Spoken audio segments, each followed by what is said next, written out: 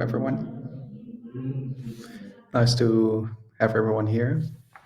Hi, Pablo. Nice Hi, to see you everyone. again.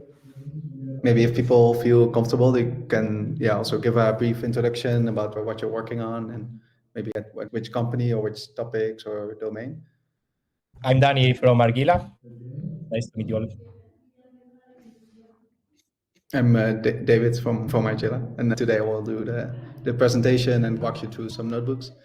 Normally, we also take the time to like a brief introduction and wait a bit for everyone to join. And today also Adam and Nora did join us today from the Prolific side that actually executed the study. And we'll also do a brief overview of what Prolific can mean for you in terms of data collection.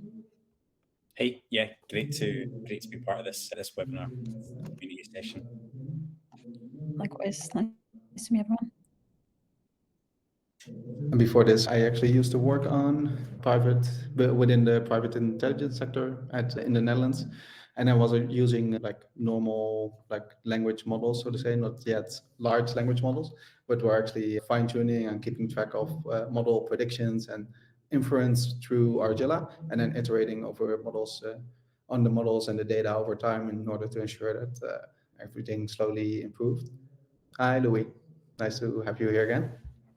Anyone wants to maybe do a brief introduction or share something, feel free to grab the stage for a moment and maybe tell what you're working on and what you might like to hear or find within the meetup. And we will try to cover that as best as possible. And you can also just share that in the chat if you don't feel comfortable sharing your camera or speaking. Nora, how long have you been working in NLP? Or data science? I think probably from 2017, I joined a startup. That was probably my first experience with an NLP. We were trying to build a tool that had very similar motivations to what GitHub Copilot ended up years later. We were solving quite basic challenges at the time. So at the time we were mostly using LSTMs. There were transformers were just starting to make waves. So it's quite a different world now. Yeah. For me, it was the same with my research. I was working on synthetic, or with my research thesis or graduation thesis for computer science, and I was working on synthetic data generation for creating additional training data for text classification within a healthcare setting. So in order to have additional data for a healthcare chatbot. And then I was almost done with my research and then found this Jupyter notebook or Google Colab of someone running GPT-3. And then with the proper prompting, you could get similar results as have a year of my life in terms of graduation. But still, it was a nice process. And I think we can get started. We have 4 minutes of brief introduction. So today we'll have 3 sessions about the same research thing that Nora worked on at Prolific.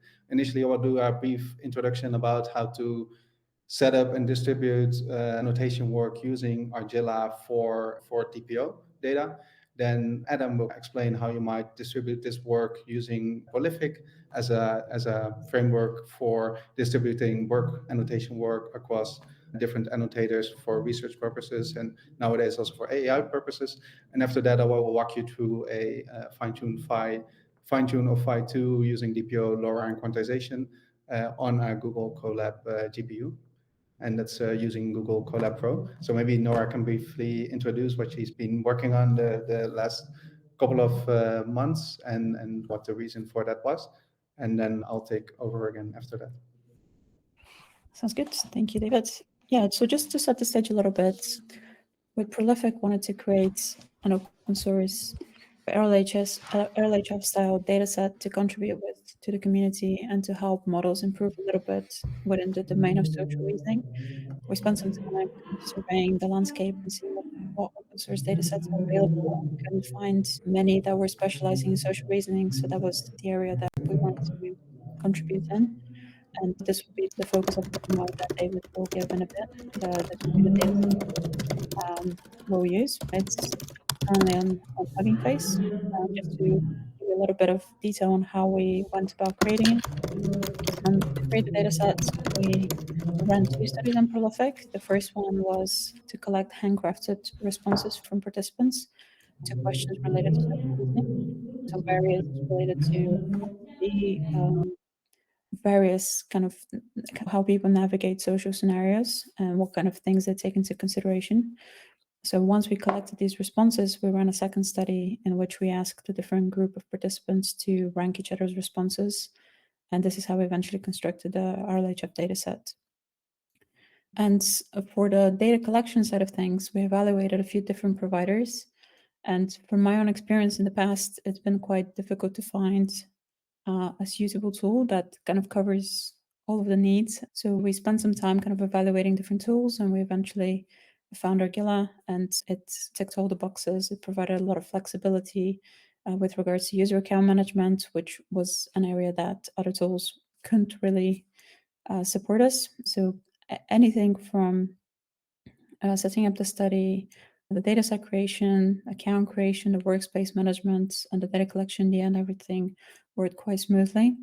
And I must admit, it does take a little bit of time to get familiar with the SDK in the beginning, but it's quite a flexible way to set up experiments and to organize the study page or the page that the participants end up seeing.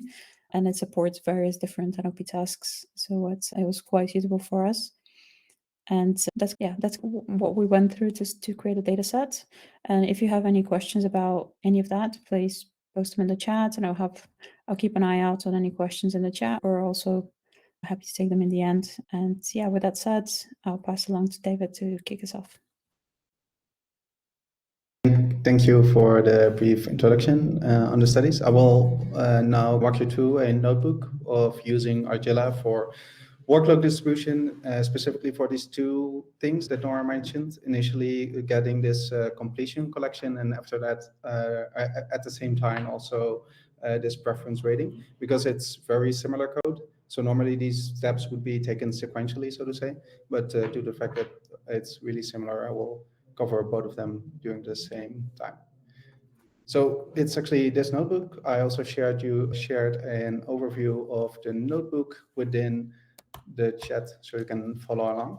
So initially, what you would once again do is install all of the dependencies. For this version, we'll actually use Argilla and the datasets library from Hugging Face. Additionally, we'll create some random imports, and the random import, the UUID import, in order to actually trace all of our different records that are being distributed to the original dataset. We will import some user data for Google Colab that we can kind of function as environment variables in order to connect to our Argilla instance, and then some specific things from Argilla and the datasets library. Then what we've done, or what I've done before, is actually set up Argilla through this Hugging Face Spaces integration that we have. And that's quite easy, and you can just go to either deploying a Docker quick start image, or fully free on Hugging Face, create this temporary Docker image via this URL where we explain how to do this. And it's as easy as clicking on this button, walking through all of these steps, and then pressing OK. And what eventually will happen is that you've got this deployed version of your Docker image within the Hugging Face UI. Then what we will do is we have the option within Argilla to actually create data sets. And whenever you create these data sets, you have to think about the definitions that you want for your data collection. This is all fully configurable, but we also provide some templates out of the box. So what we can do now is actually have this feedback dataset class that actually is the dataset that we want. And we can actually create a feedback dataset for supervised fine-tuning. And this would be for the completions that we set up. What we can actually see is that within the dataset definition, we have a set of fields. In this case, we'll have the prompt. We disabled having a context field that you might see with LLMs, just for the sake of the example, to keep it as simple as possible. And then also a set of questions. And in this example, we'll want users to provide a proper response to the question. Then similarly, we'll create a DPO dataset that actually is able to rank the responses. So to create a preference dataset where one is chosen and the other one is rejected. And for Argilla, in this case, what you would initially do is get these completions for each one of your annotators, and then have each one of these completions mapped to the same initial input, and actually have an overview of these preferences, right, that you can then later on use for the fine-tuning part. Then what you can do is have this arbitrary data set or input data of instructions. We actually showcased also within previous community meetups how you might create a synthetic data set for this to get started, for example, with this label. But for now, we will actually be using this pre-filled data set from the Prolific studies. That actually was the outcome. And that data set contains a question and already chosen and rejected responses. So this question would then map back to, in this example, the prompt that you would expect your annotators to respond to. And we can actually download this data set. And what we will now do is have this method to actually create, or this function to actually create records within Argilla. And these records need to align with these datasets formats that you actually came up with when designing your studies. And in this case, as mentioned, the question will map to the prompt. And in the preference rating example, we'll actually map the question also to the prompt. And we have a chosen and a rejected pair for response 1 and response 2 for enable to actually rank these responses. Normally, you would like to randomize these responses, but just for the sake of the example and for having some data and simplifying it, we actually take these already predefined chosen rejected pairs. On top of that, what you can also do is create some vectors or some metadata filters or some model suggestions, or maybe some initial outputs from one of your LLMs or these kind of things, in order to already have some additional features and filtering functionalities within Argilla that you can use as annotator to annotate way quicker and to determine what is the really high quality data that's within your data set, and to discard lesser quality data a bit more easy. And then you don't need to label one by one either, and it's way more engaging and fun process than what you would, for example, see when you're labeling one by one, very boring maybe way of labeling. So what you can see is that we have these records or these entries within Argilla with a prompt without any suggestions or responses or these kind of things. And we have set up this external ID, and this is done so that you can actually trace this external ID back across different data set, different workspaces, and different users that you later on that we will later on distribute them to. And similarly, you have this preference record, and this has a prompt as input field, a response, and another response. What we can then do is add these records to Argilla, and the completion records will be added to the completion dataset, and the preference records will be added to the preference dataset. Then what we will do is create these datasets within the admin workspace, because these will be the source of truth datasets that you, once again, after distributing, will merge these records back into. And that's why we will add them to the admin workspace specifically, because we want only the admin to have this overview available. Now this will upload.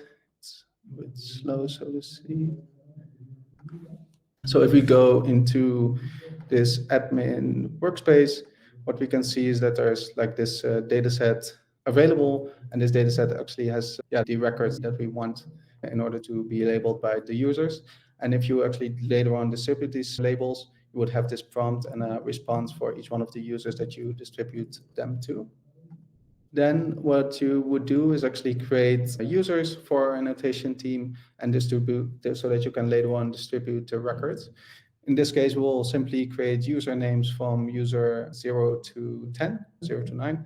And then for each one of the users, you will try to create a user with, in this case, a default password, but normally you would like to randomize these passwords.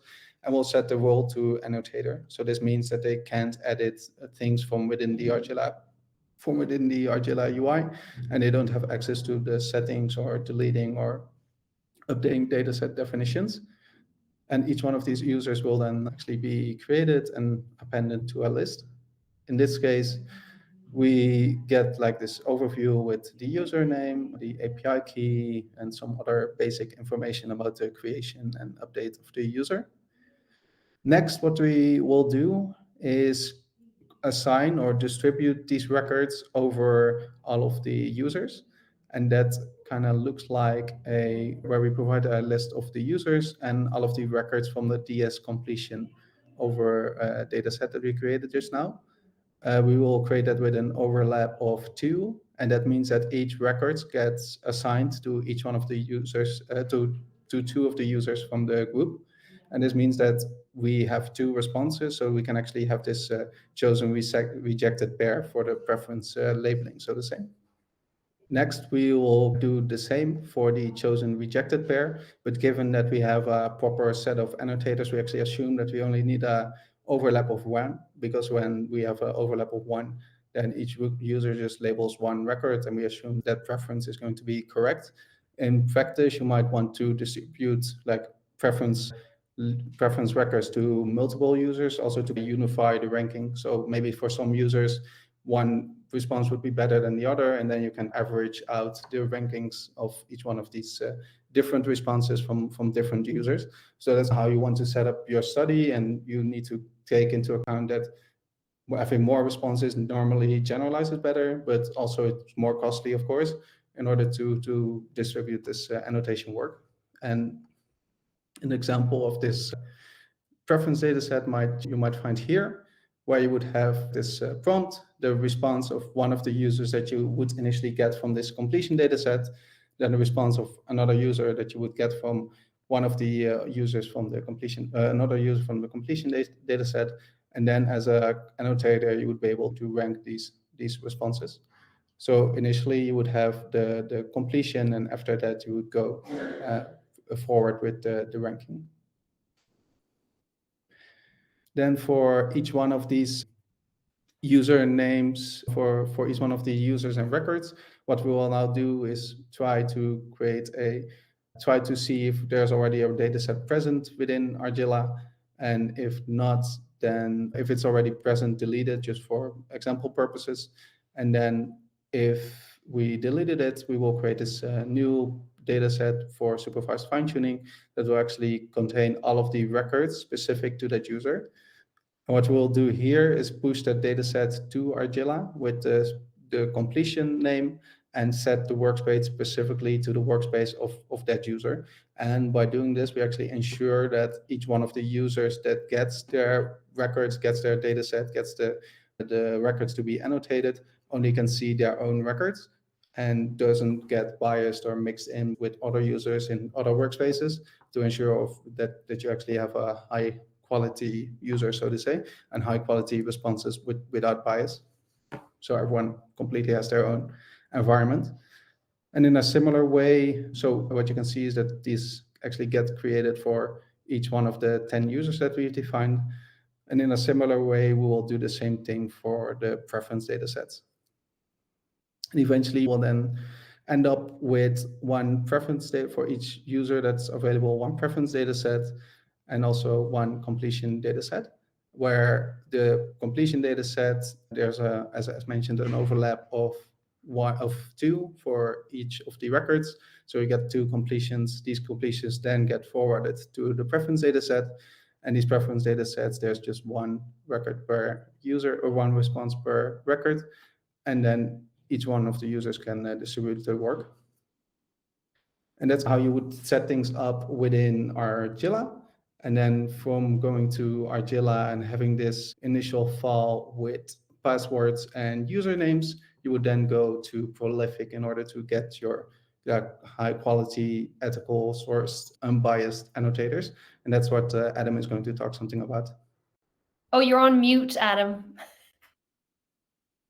Good catch, Jenny. Thank you. Yeah, all I'd said luckily was thank you, David. Let me just share my screen. So I'm just going to talk through like a couple of things to introduce the Prolific platform to everyone here, and then I'll actually show you the setup on the Prolific side. So it's super simple. So actually I'll be able to do that in just a few minutes. But just to start, I really want to talk a little bit about some of the things that is really important to any of us that are in this industry, and actually are like when we are fine-tuning large language models, we need to bear in mind, particularly when collecting the data.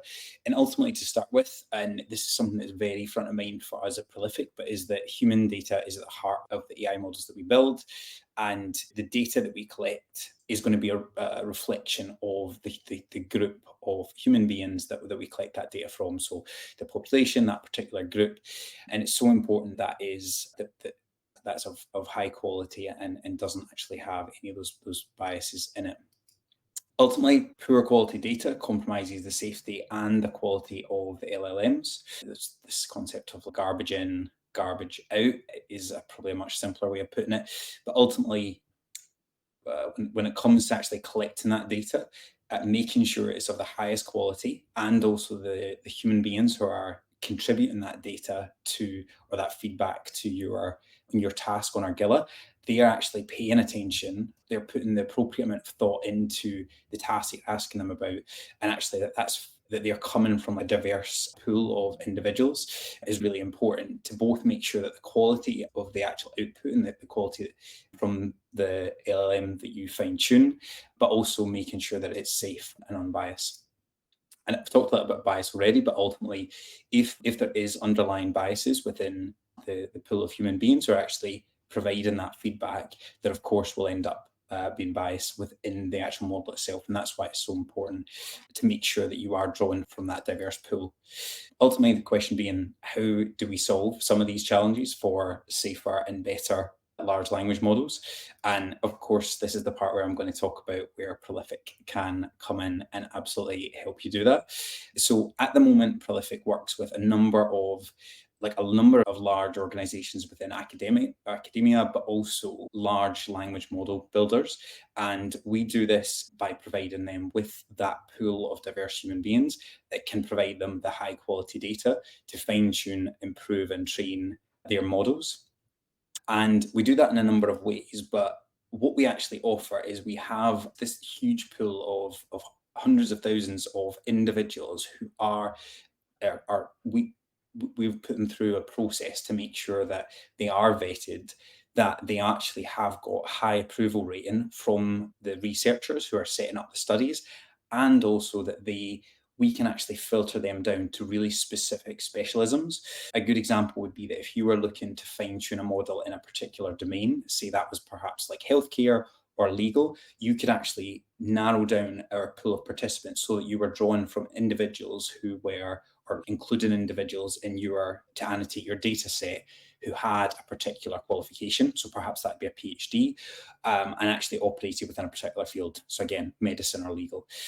And overall, what this leads to is that we are able to offer our customers the highest quality data, and we've had huge amounts of positive feedback, and we are miles above our competitors in this space. But ultimately, what our customers find is when they use us to collect that data, is that they're actually able to keep almost every single, all of that data entry, whereas with other sources, they're having to discard a lot of it due to low data quality, low attention rate from the participants, or perhaps like bots that are actually interacting with the survey, with the questions, with the feedback. We also have an offer because we have that huge pool of participants coming from a diverse range of backgrounds. So what that means is that you can actually select, and I can show you this on the study setup in a moment, but you can select a representative sample. So that could be from the UK or the US. And that allows us, what that does is we would then balance that across gender, political affiliation, so that you've got like a really balanced sample that is then inputting into the data that you collect, or feedback, or providing feedback in your model. And actually it really goes to fight against some of that bias that we know is a risk when we are actually fine tuning or developing language models.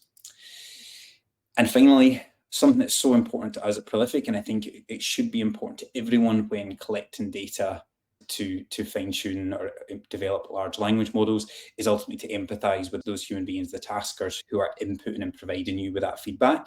Ultimately, because at times they can be exposed to lengthy tasks, they can be exposed to quite sometimes can be challenging or upsetting content, and actually making sure that you empathize with them both is the right and ethical thing to do, but also allows you to collect the data that you want and get the feedback that you want from those individuals. And for us at Prolific, this is very important, and we do this in a number of ways, collecting feedback from them, the individuals that are our taskers or participants, and also making sure we pay them fairly for the time. And actually we help you as the sort of researcher side, the setting up of the task.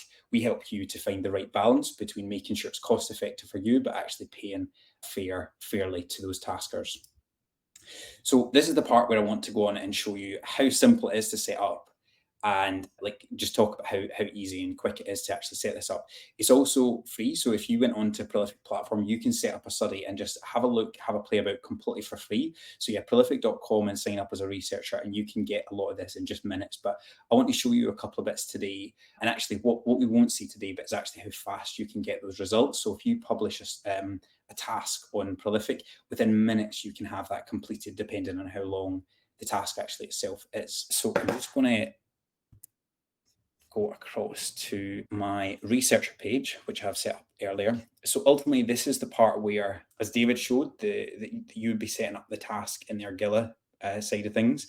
And actually at that point, you would then be able to, once you have your Argilla instance, you would then be able to set up your task on Prolific. So there's some information that you would include at the beginning, like about what the task is, the name, some instructions for your taskers, which devices that they might use. Again, all of this is like to give you the most flexibility. You would be actually inputting your link. So in this case, I've put in an example to an Argilla data set so that I can show you the path through. But ultimately, you'd be putting in the link to your data set that would be distributed to your participants. You would be able to put in a completion code, which basically allows you to check the participant has actually reached the end of the data set within Argilla. And this is the part here where you would be putting in how many participants that you need, or how many taskers that you need. We sometimes call them participants, depending on whether it's AI or academia.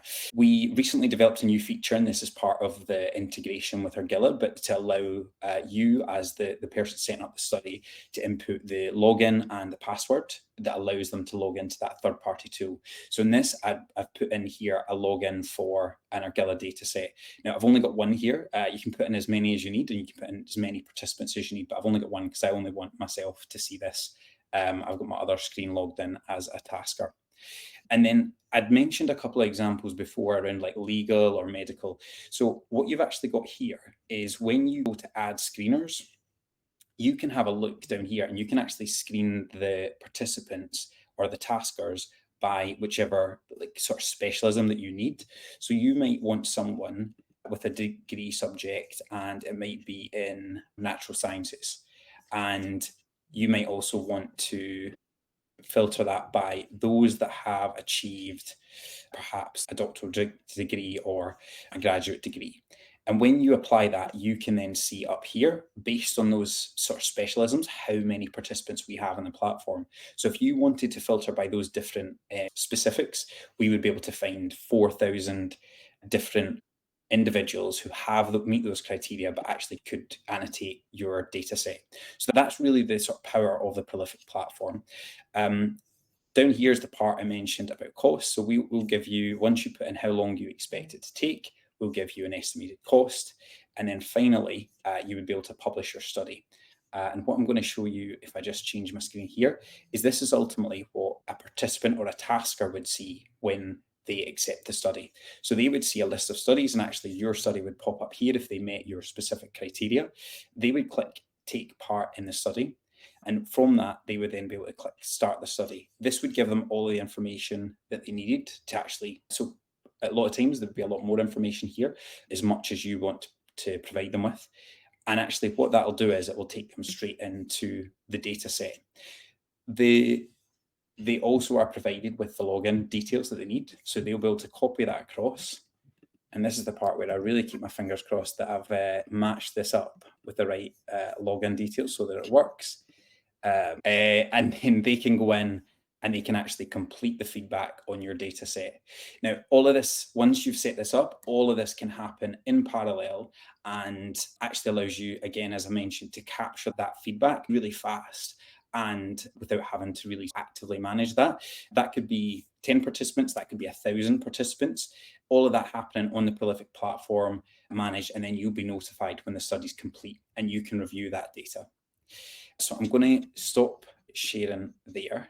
And I just thought I'd pause at this point because, as Nora explained earlier, she's actually gone through this full end-to-end process. So I wanted to just check, Nora, if you wanted to add anything else on there.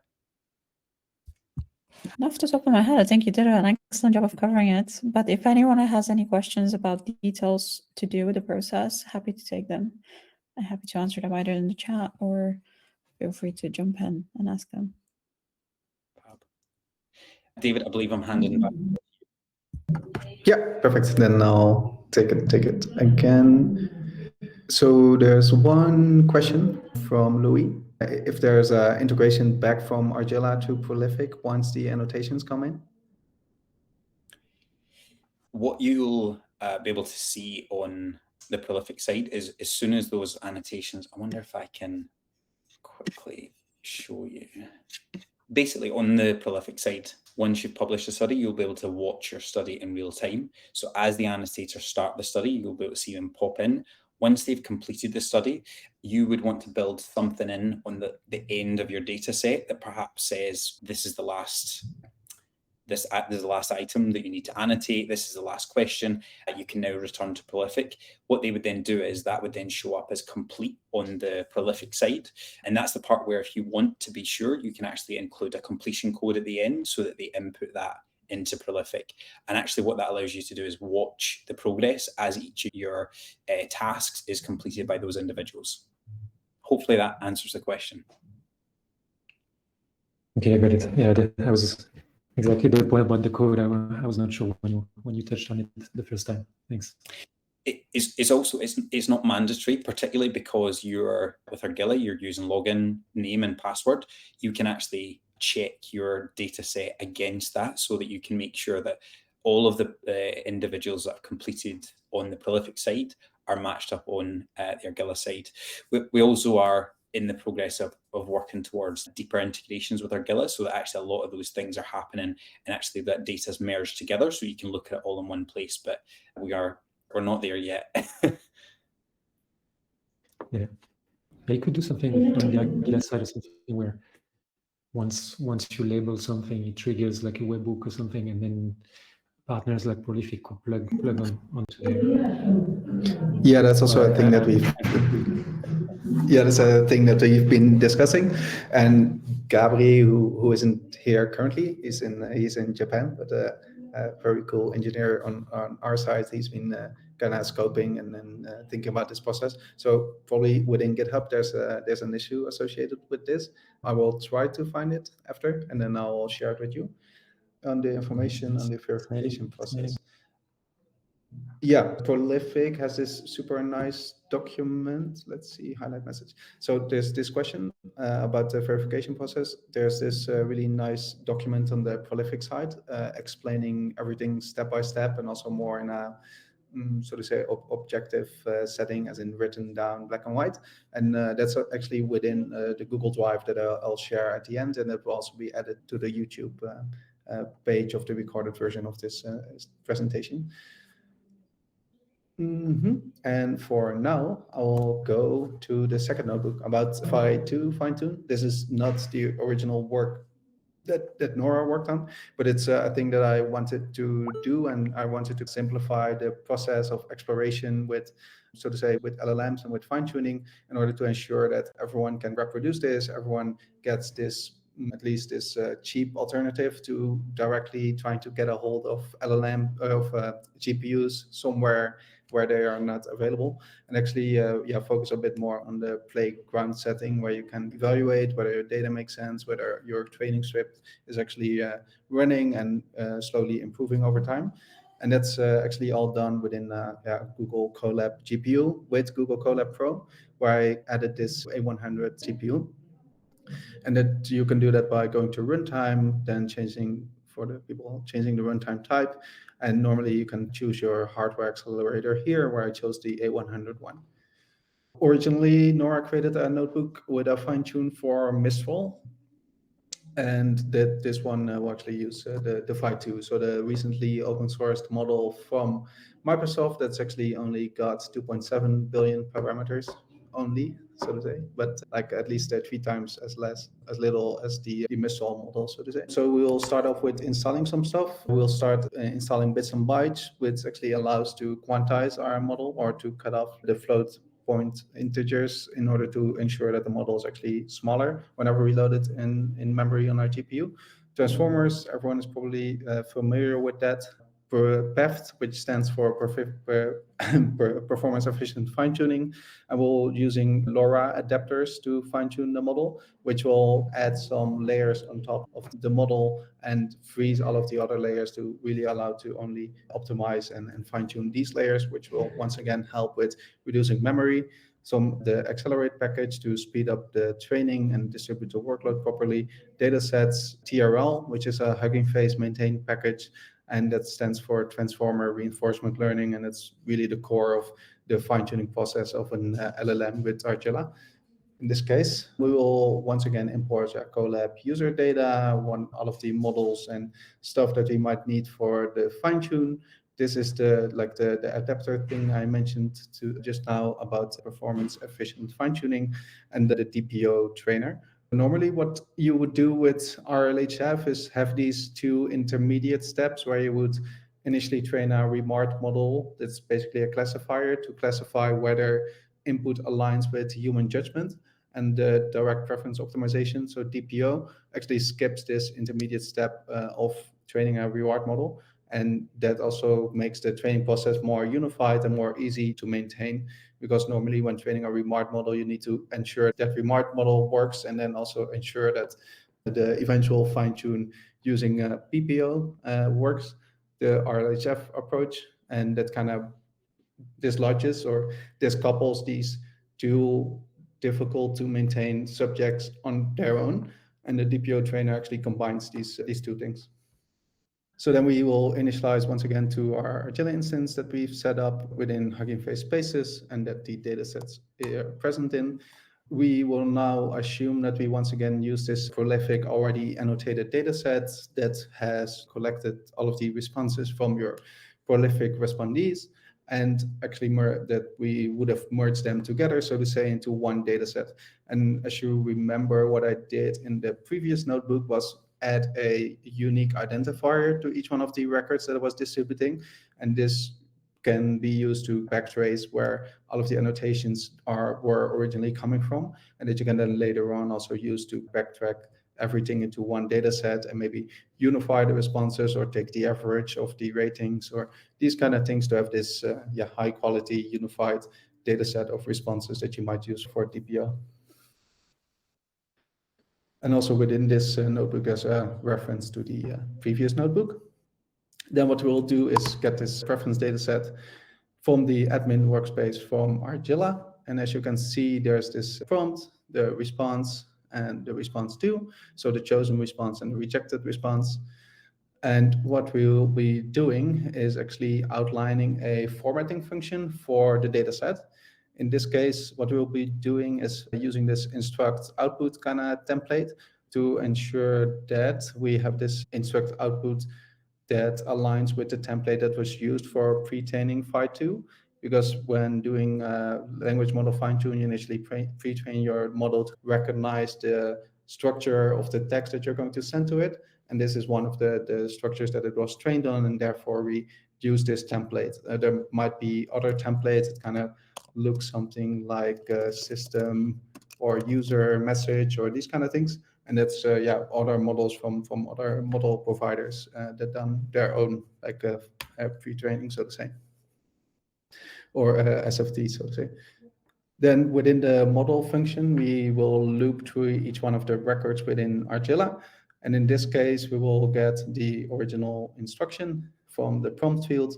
We'll get the template and format that instruction, and then have a chosen and a rejected response that we can then return back after the formatting function is done.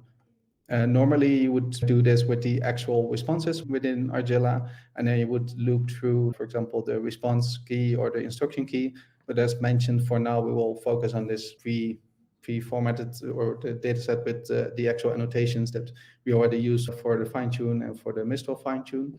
And that's why we will now just use the input fields and not the chosen responses. And once again, what we can do is have this out of the box kind of training task definition that we've outlined, so that you don't need to think too much about formatting the dataset and converting everything from Argilla to something that you can directly use within Hugging Face in a properly formatted way. So this is the training task for DPO. And what we can then do is DS, the original dataset that you just got, prepare that dataset for training using the TRL framework. And that was the framework that actually did this training logic for the DPO trainer. And then have this task definition and a train task split. For other training scenarios, you might have support for SetFit, for example, or Spacey. These don't support like LLM training, but you can have a similar approach when working on more traditional predictive methods for language modeling. In the background, we'll loop through each one of the records within the dataset that's directly linked to the Elasticsearch that's deployed within Argilla, and we'll actually format these records properly, and we'll get a train test plate of roughly 80% for the train size. And as you can see here, you actually have this instruction with an overview of the initial instruction and the format, the expectation of the output, where we would then have this chosen pair and rejected pair. And this is directly the output that TRL expects for fine-tuning. And that's also why we chose to directly have this prepare for training integration, so that you don't need to think about how to format your data in terms of, do I need a dictionary or a list of dictionaries or these kind of things, and that it actually works out of the box. So what we will do is quantizing the model and using these LoRa adapters as mentioned. And this is actually done to reduce memory consumption and allow for running this on a consumer hardware, so to say, on a Google Colab GPU, so that you can actually play around with the process, explore a bit, ensure that your code is working, that the model is improving given your data, before actually renting this high, very costly GPU and moving this to a more established cloud. So we got the model name. We will then actually initialize the tokenizer. Then for the quantized model, we'll now use like the lower float precision format. Then we'll also initialize the model with this configuration and with the quantization configuration. And once again, set remote code is true. And this is actually also done to allow for downloading this custom Microsoft code that's living outside of the main transformers library. Then we will use a reference model as well. So for DPO, you have two models, one that's actively being trained and optimized, and one reference model that is frozen, so to say, and it will generate responses as to see which one of the responses is better. And that the model can optimize throughout the training process. Now for the path config, we just grabbed a path config that people seem to agree on within different threads, within different organizations. So some people were talking about using LoRa for Phi2 on Hugging Face fora, some other people on Microsoft fora or GitHub fora, and people weren't fully agreed on what would be the best LoRa configuration. So we grabbed the overlap in terms of what people thought in terms of probably empirical testing worked best for this scenario. And then also we get the path config of that initial model. And then we set up some training arguments that we that we then later on pass to the DPO trainer. Some things to note is that we train for one epoch and that we have some logging and some saving in between. And that we don't have the batch size too big, because otherwise it will not fit in the. And then eventually what you would be able to do is forward these training arguments to the DPO trainer, have this model and the reference model. You have your formatted data set that we got from the data set to prepare for training method from Argilla. And we will have some configuration, just out of the box defaults for the max length and the max prompt length that we've configured. This is something that you would normally kind of look into your data for, like how long is the prompt, are the prompts normally in terms of tokens within my data set before you would actually start training. But this is more of a, as mentioned, a toy example to get you started. And from there you can explore whether it works. And then you can actually initialize the training and later on also save the model. And this would be the overview of how you get started with exploring LLM fine-tuning with a smaller, fully open source model that you can actually use with these quantized version, with the LoRa adapters, and with a arbitrary DPO data set. And this is the general overview. If you want to get started with DPO datasets, you can completely do that manually through something like Prolific. What you would also be able to do is initially create like these generations, for example, with this label or some synthetic data set, and then later on just do the ranking with Prolific. So there's like different ways to approach this problem, but we do believe that there is eventually always going to be human evaluation or human in the loop to get the most out of the model performance. And that's also some of the work that Danny worked on recently with, for example, the Intel DPO pair fine-tune and cleanup using also this label in order to get this very high quality data set. Are there any questions? David, I realise there's one question I think in the Q&A that I don't think we answered at the time, just on, do you ever get to know the identities of the annotators? Pablo, you'd asked that one. I don't know if we covered that, but the actual identities of the annotators are always anonymous, and we guarantee that to the individuals that sign up to our platform. But what we do offer is we offer like a huge amount, because we have so much information on that individual, it actually allows you to have access to that. So if you had the annotation or the feedback from that individual, and you perhaps wanted to determine if there was like a trend with the feedback that you were getting and perhaps a particular demographic, you could actually match that up. So we'll provide you with all the demographic data that's matched up with the feedback or the data that you've collected. So whilst the identity is hidden, a huge volume of like demographic information is provided to you as the person setting up the task. Thank you, Adam. Are there any other questions from the audience? Or maybe someone from Prolific that might want to wrap up or say some words? Or from Argilla, of course.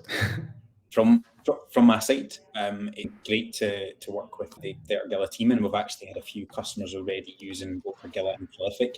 What we do as well as myself and my colleagues